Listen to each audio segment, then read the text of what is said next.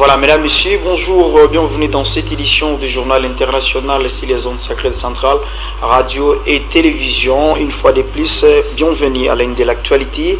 Le bilan fait état de 1247 personnes mortes, mais aussi 1000 autres personnes déplacées. Bien sûr, Israël a mené une troisième journée consécutive de frappes, bien sûr, sur le Liban. Et les données officielles libanaises indiquent que plus de 1200 personnes ont été tués depuis l'escalade du conflit qui a marqué la journée la plus meurtrière des violences au Liban depuis plus de 30 ans. Suivez. Le Liban avec des attaques aériennes pour la troisième journée consécutive. Depuis les premières heures de la matinée, 51 personnes ont été tuées, 223 blessées dans les différentes attaques à travers le Liban. Le gouvernement libanais fait face à des dizaines de milliers de personnes déplacées des zones ciblées qui ont cherché refuge dans des zones plus sûres. Il existe une cellule de crise pour les personnes déplacées que nous avons planifiée dès le début et activée après la grande vague de déplacement de ces derniers jours et qui est généralement basée sur des programmes de soins primaires. Nous avons 310 centres de soins primaires au sein du ministère de la Santé et il y a des coordinateurs sur le terrain et des cliniques mobiles. Le Hezbollah a déclaré dans un communiqué mercredi qu'il avait attaqué le quartier général du Mossad dans la banlieue de Tel Aviv avec un missile balistique Qader-1. L'armée israélienne a déclaré que le missile surface-surface avait été intercepté et qu'aucun dommage n'avait été signalé. Selon les autorités israéliennes, l'utilisation de ce projectile marque une nouvelle phase de la campagne. Le chef d'état-major israélien a déclaré qu'ils étaient prêts à effectuer une manœuvre terrestre pour pénétrer dans le sud du Liban et que le Hezbollah recevrait une réponse violente.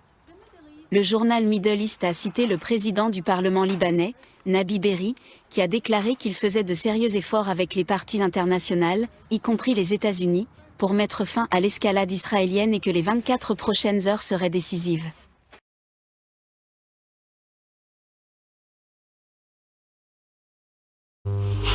Ce journal se poursuit sur les ondes sacrées de Centrale Radio et Télévision, mesdames et messieurs. À présent, parlons de l'attaque au missile du Hezbollah ayant bien sûr visé Tel Aviv et vivement inquiétante, bien sûr, à affirmer. Ce mercredi, la Maison Blanche appelant à une solution diplomatique. C'est ainsi cet acte est assurément inquiétant, évidemment, pour les Israéliens, je voulais dire, a déclaré John Kirby, porte-parole du Conseil de défense nationale de la Maison Blanche. Je vous propose de suivre les détails dans ces commentaires.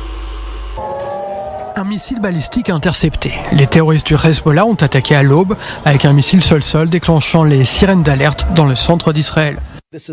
C'est la première fois dans l'histoire que les terroristes du Hezbollah tirent sur Tel Aviv. Dieu merci, le missile a été intercepté avec succès par le système de défense aérienne Front de David. Immédiatement après l'attaque, le lanceur situé dans le sud du Liban a été frappé et détruit. Il s'agissait d'un missile avancé à longue portée du Hezbollah, tiré sans discernement sur des millions de nos concitoyens. Le Hezbollah a revendiqué le lancement de ce missile. L'organisation terroriste affirme qu'il visait le quartier général du Mossad pour se venger des explosions de milliers de pagers de ses membres. Une opération que Jérusalem n'a pas souhaité commenter à ce jour. Les terroristes chiites ont assumé la responsabilité des barrages de roquettes sur le nord d'Israël aujourd'hui, sur une base de Tsahal à Safed ou sur le kibbutz Sahar près de Naria où 2 Israéliens ont été blessés. La possibilité d'une incursion terrestre au Liban semble se préciser. Le chef du commandement Nord l'a évoqué et 2 brigades de réservistes vont être mobilisées à la frontière avec le Liban. Ce matin, Tsahal a prévenu les habitants du sud du Liban, le moment de rentrer chez soi n'est pas encore venu. Cet après-midi, le chef d'état-major est sur le front nord. Herzi Halevi s'adresse aux troupes de la 7e brigade blindée lors d'un exercice simulant une offensive terrestre au Liban. L'objectif est très clair, ramener en toute sécurité les habitants du Nord chez eux. Pour y parvenir, nous préparons le processus d'une manœuvre, ce qui signifie que vos bottes militaires, vos bottes de manœuvre entreront en territoire ennemi, entreront par exemple dans un village que le Hezbollah a transformé en avant-poste militaire, avec des infrastructures souterraines, des points de rassemblement et des rampes de lancement vers notre territoire, et dont le but est de mener des attaques contre des civils israéliens. Aujourd'hui, l'aviation israélienne a frappé plus de 280 sites du Hezbollah à travers le Liban. Parmi les cibles, les lance-roquettes utilisées pour attaquer Safed, Naria et les villes à l'est de Haïfa.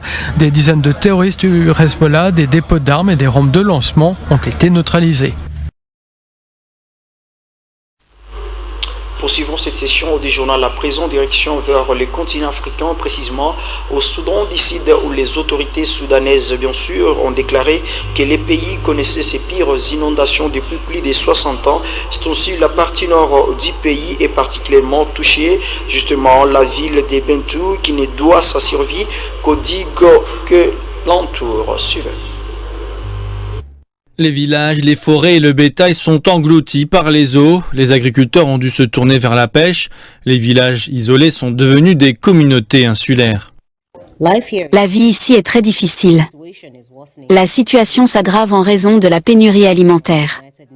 Les rations alimentaires fournies par les Nations Unies ne suffisent pas à assurer la subsistance de ma famille. Nous avons normalement du poisson, mais il n'y a pas de bois pour cuisiner. Les arbres sont morts à cause des inondations. Plus de 230 000 personnes ont été déplacées par la catastrophe naturelle résultant du changement climatique.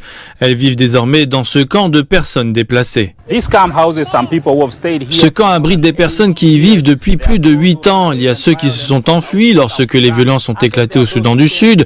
Puis il y a ceux qui sont venus ici à cause des inondations et maintenant à cause des combats au Soudan. Certaines personnes viennent ici aussi. Le camp de personnes déplacées est entouré de digues qui sont surveillées 24 heures sur 24 et 7 jours sur 7 par la police du Soudan du Sud et les forces de maintien de la paix des Nations Unies afin de s'assurer qu'elles soient réparées si l'eau arrive à passer. Cette patrouille est très importante car quand nous patrouillons, nous observons la situation sécuritaire dans le camp de personnes déplacées et nous assurons la sûreté et la sécurité. Selon le ministère de l'eau et de l'irrigation du Soudan du Sud, les pluies torrentielles et la montée des eaux dans le bassin du lac Victoria en Ouganda sont en grande partie responsables des inondations. Le lac Victoria alimente le Nil qui traverse le Soudan du Sud. L'augmentation du niveau de l'eau dans la région du Sud, qui est une vaste zone marécageuse, entraîne des débordements dans des endroits tels que Bencho. Compte tenu de l'avertissement du gouvernement national, nos partenaires et le gouvernement de l'État ont travaillé à l'amélioration des digues afin de pouvoir sauver des vies en cas d'aggravation de la situation en octobre ou à l'approche de cette date. Le gouvernement du Soudan du Sud a ordonné aux personnes vivant dans les basses terres de se déplacer vers des terrains plus élevés. Il s'attend à ce que les eaux du Nil soient plus abondantes cette année, ce qui signifie que d'autres camps de ce type pourraient être créés dans d'autres régions du pays en raison des inondations.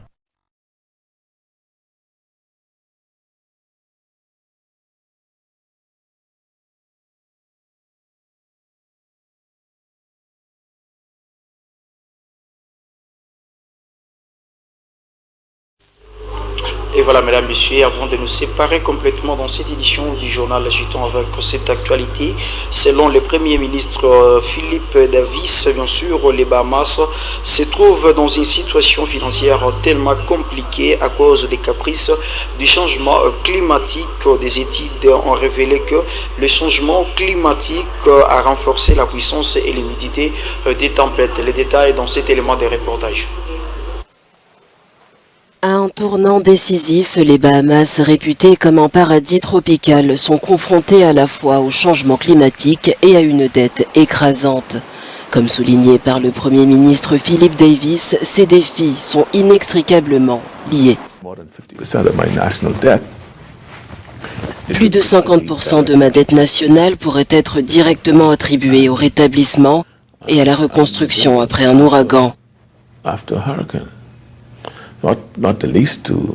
Il ne faut pas oublier que ces catastrophes impactent tous nos plans de développement et les autres responsabilités sociales que nous avons en tant que gouvernement et envers notre peuple.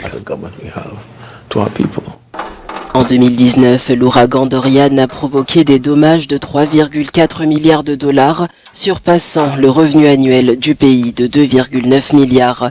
Et en seulement 4 jours, cette tempête a creusé la dette nationale à environ 10 milliards. Pour le Premier ministre, il est impératif de repenser le financement de la lutte contre le changement climatique. Certaines compagnies pétrolières devraient verser au moins 2% de leurs bénéfices dans un fonds pour aider les pays du Sud. C'est le principe des pollueurs-payeurs que nous soutenons. Toutefois, face aux milliers de milliards de dollars nécessaires pour lutter contre le changement climatique, il est clair que les gouvernements ne peuvent pas assumer cette charge seuls. Nous préconisons alors de mobiliser le secteur privé. Outre les défis financiers, avec seulement 3 mètres au-dessus de la mer, les 700 îles des Bahamas s'effacent face à la montée des eaux.